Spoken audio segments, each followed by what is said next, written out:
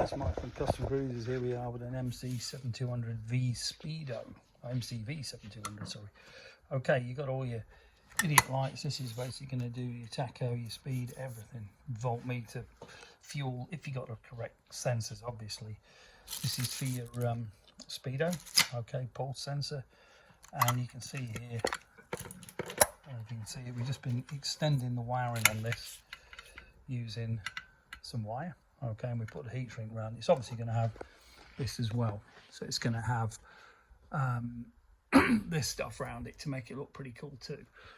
But basically, here's the speedo, here's the plugs inside that I've just wired up, and you can see you've got all these high beam, low beam, which are the long ones, the short 3 are your speedo sensor, and your 4 are your power in. So these are obviously most important, are the 4 there.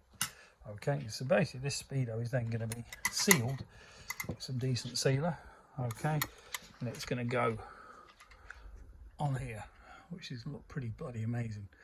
Okay, if you're interested in any awesome stuff like this chopper's being fully rewired, counts customs for route, give us a bell 01773835666, customcruisers.com. Well, thank you.